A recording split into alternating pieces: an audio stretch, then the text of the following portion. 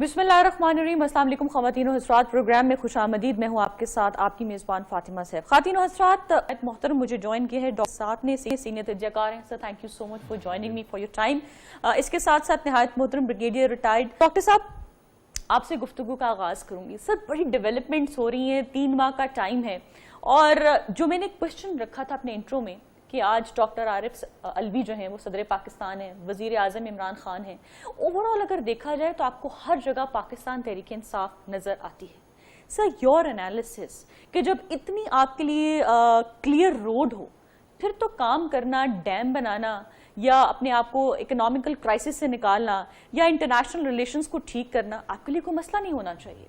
इसमें बात यह है कि आपने से कहा कि सदर भी आज उन्होंने हल्फ उठाया, मुंतखब हुए हैं और चीफ मिनिस्टर्स भी हैं और हुकूमतें भी उनकी हैं 3 प्रोविंसेस में। एक में उनकी गवर्नमेंट है, मखलूत हुकूमत है जी, वो तो सही है, लेकिन हम पहले दिन से ही डंडा लेकर किसी के पीछे पड़ जाएं कि आपने ये काम नहीं किया, वो काम नहीं किया। हल्फ भी नहीं लिया था, अभी मिनिस्टर्स ने भी हल्फ नहीं लिया था, कैबिनेट भी नहीं बनी थी, तो एक बुछाड़ एक क्रिटिसिज्म की, और मेरे ख्याल में ये फेयर नहीं है। This is not fair at all.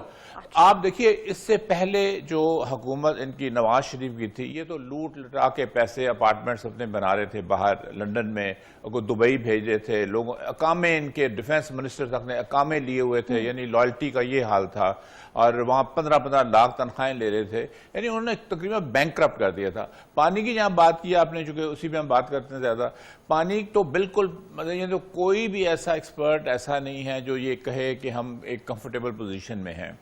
पीने का पानी, ज़राअत के लिए पानी पाकिस्तान में बिल्कुल ख़त्म हो रहा है। डैम नाम की कोई चीज़ या इस तरफ उनकी तवज्जो होनी नहीं थी, क्योंकि वो अपने लूट मार में लगे हुए थे।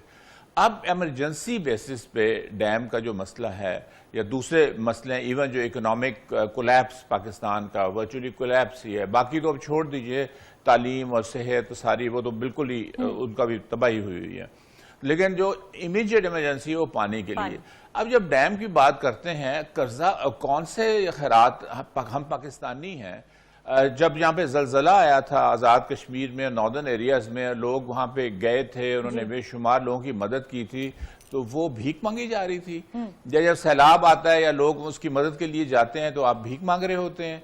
अब अपने लोगों, अपने मुल्क की, यानी अपनी, इन अदर वर्ड्स अपनी अगली जनरेशंस के लिए ये सारा कुछ कर रहे होते हैं। तो इसलिए मेरा ख्याल है इस पे नुक्ताचीनी करना, इस पे बात करना कोई बात नहीं बनती, कोई जवाब नहीं बनता। सियासी हुक्मरान है, इतना कद है इन लोगों का, फिर ऐसी बात करते हैं। नहीं, इनसे पूछें कि ये डैम, इन्होंने तो डैम, हमने तो उनके मुंह से कभी डैम की बात सुनी नहीं। हर हुक्मरान ने दावा किया कि हम डैम बनाएंगे, लेकिन शुरू हो गया ना। देखिए, प्रोसेस एक शुरू हो गया, एक कमिटमेंट हो गई, उसमें सुप्रीम कोर्ट के चीफ जस्टिस भी इन्वॉल्व हो गए, उसमें हुकूमत भी इन्वॉल्व हो गई। आपने शायद देखा होगा, आपने नेट पे भी देखा होगा, सोशल मीडिया पे भी इस कदर रिस्पांस आ रहा है, हर जगह से रिस्पांस आ रहा है। मैं खुद जानता हूं बहुत से लोगों को, अमेरिका में, दूसरे मुल्कों में, लोग पूछ रहे हैं हम कहाँ जी पैसा बताएंगे, कहाँ हम पैसा दें, और कौन सा कोई अकाउंट है या क्या प्रोसीजर क्या है, हम पैसा देना चाहते हैं। मतलब लोग, और ये बन जाएगा, मैं आप देखिए जो बन जाएगा, देखिए मैं आपको बताऊं, जो मुश्किल होती हैं हर मुल्क को आती हैं, उसके कुछ प्रोसीजर्स होते हैं, आप उसके जरिए उसको दूर करते हैं। लेकिन जब गैर मामूली मुश्किल आ जाए तो फिर आउट ऑफ द बॉक्स, जिसको अंग्रेजी में हम कहते हैं, फिर आउट ऑफ बॉक्स, यानी आपको फिर वो जो नॉर्मल रूटीन है या नॉर्मल प्रोसीजर्स हैं उससे हट के आपको कुछ करना पड़ता है। तभी तो उससे हट के आप नहीं करेंगे, और ये बैठ के सिर्फ कहते रहेंगे जी ये आप डैम, तो ये क्या कह रहे हैं, दूसरे लफ्जों में कह रहे हैं डैम ना बनाओ, डैम ना बनाओ, उस पर भी तनकीद करें, पानी हद हो गई है। ये तो इंतहा, इसका मतलब है कि बिल्कुल इनकी जो सेंस ऑफ जजमेंट है वो कंफ्यूज हो गई है। ठीक है डॉक्टर साहब, आप अग्री करते हैं, do you agree with this कि वो कह रहे हैं कि जी अपनी जिसका काम उसी को साजे? जी, मेरा ख्याल है आज ये की खबर है या कल की, कि हुकूमत ने कहा है कि हमने उनके साथ बात की है, चीफ जस्टिस के साथ, और हमने टेक ओवर कर लिया है जहाँ तक फंड्स की बात है। उन्होंने इसलिए इनिशिएटिव लिया था कि जब कोई अदारा काम ही ना कर रहा हो और वो कुछ करने को तैयार ही ना हो, और सारी हुकूमत जो है क्रिमिनल को डिफेंड करने के ऊपर लगी हुई हो, اور اب عدالتوں میں پیشیاں کر رہی ہوں تو وہ چیف جسٹس نے سو موٹو جس کو ہم کہتے ہیں، یہ کانسٹیٹیوشن میں پروویژن ہے سو موٹو کی، لیکن وہ سو موٹو جو ہے وہ کسی حد تک ہی ہونا چاہیے، وہ ضرورت سے زیادہ نہیں ہونا چاہیے، اس لیے کہ وہ ادارے کا اس کا کام نہیں ہے. لیکن ان کو میرا اپنا فیئر اسیسمنٹ یہ ہے کہ وہ مجبوراً ان کو کرنا پڑ گیا، اس لیے کہ وہ حکومت کچھ نہیں کر رہی تھی جی، سوائے وہ لوٹ مار کے اور دبئی میں پراپرٹیز بنانے کے اور لندن میں اپارٹمنٹس بنانے کے. کی حکومت آ گئی ہے نا. نہیں وہ اب میں اس پہ آ رہا ہوں، میں پہلے کی بات کر رہا ہوں. اب حکومت آ گئی ہے، فنکشنل حکومت ہے. اب سو موٹو آپ دیکھیں گے کہ آہستہ آہستہ یہ کم ہوتا جائے گا، اور جہاں پہ جو حکومت کے جو اپنے کام ہیں، جو ان کے کام ہیں، وہ اپنے کام وہ کرنا شروع کر دیں گے. لیکن میں آپ کو یہ بتا رہا ہوں کہ یہ سب کو ہمیں نظر آ رہا تھا، ہم پاکستان میں رہتے ہیں، کہ کوئی ادارہ یہاں پہ کام نہیں کر رہا تھا، اور وہاں پہ پھر سو موٹو لیا گیا. ٹھیک ہے، ہم ایگری کرتے ہیں کہ سو موٹو ایک اس کی کوئی لیول ہونی چاہیے، اسے زیادہ نہیں جانا چاہیے. کئی مرتبہ ان سے سوال بھی ہوا تو انہوں نے یہی جواب دیا کہ سارے ادارے اگر کام نہیں کر رہے تو میں کیا کروں. Sir that's very important.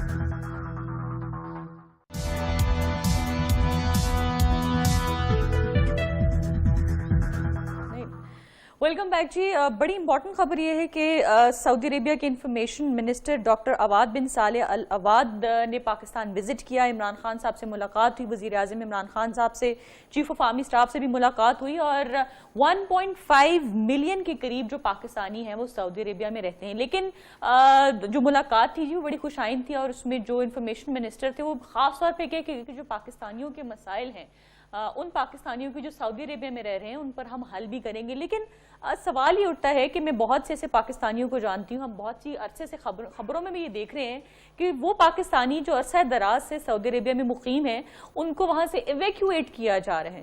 کیا وجوہات ہیں؟ کیا جو انفارمیشن منسٹر یہاں پر آئے ہیں، عمران خان صاحب سے ملے ہیں، اعلیٰ قیادتوں سے ان کی ملاقات ہوئی ہے، وہاں پر جو بیٹھے پاکستانی جو اپنا روزگار کما رہے تھے، یہاں سے گئے وہاں پر کماتے رہے، پاکستان میں اپنا روپیہ پیسہ بھیجتے رہے، اپنی فیملیز کو سپورٹ کرتے رہے، ان کے لیے کوئی ریلیف ہوگا؟ اس پر بات کریں گے. ڈاکٹر صاحب میرے ساتھ موجود ہیں، اور بریگیڈیئر ریٹائرڈ حارث نواز صاحب بھی ہیں، عرفان قادر صاحب بھی ہیں. ڈاکٹر صاحب، what is the issue?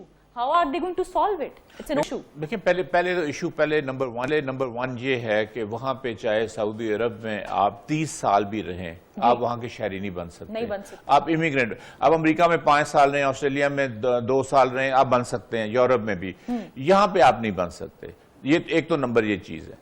Number 2 یہ چیز ہے کہ ان کو جب اکنامک کرنچ آیا، چونکہ انہوں نے یمن میں بھی لڑائی شروع کر دی، شام میں بھی انہوں نے دخل دینا شروع کر دیا، انہوں نے اپنا پھیلاؤ کیا، پھر اسلحہ بلینز اینڈ بلینز ڈالرز کا اسلحہ صدر ٹرمپ کے کہنے کے اوپر خریدنا پروگرام بنایا، اس سے پہلے بھی خریدے تھے. تو ان کے اوپر ایک اکنامک کرنچ بھی آیا، اور انہوں نے ایک پالیسی بنائی کہ اب سعودی جو سٹیزنز ہیں انہی کو جابز ملیں گی، اور سعودی سٹیزنز ہی وہاں پہ ایون 70% آپ کو سعودی ورکرز رکھنے پڑیں گے اگر آپ کوئی بزنس کر رہے ہیں، اگر آپ کی چھوٹی سی دکان بھی ہے، جو بھی ہے. نہیں، میں اسی پہ پاکستانی وہاں پہ ایک تو وہ کرنچ آیا، ہاں جی، ایک یہ آیا کہ وہ وہاں سے فارغ ہو گئے. دوسری بات یہ ہے کہ اوور سٹے کے اوپر، چھوٹی چھوٹی باتوں کے اوپر وہ لوگوں کو جیلوں میں بھیج دیتے ہیں. اس وقت ہزاروں پاکستانی جو ہیں وہ سعودی عربیہ کی جیل میں ہیں، اور ایک دو آپ ان کی جیل میں چلے جائیں تو پھر کسی کو نہیں پتا کہ کیا ہونا ہے کیا نہیں ہونا.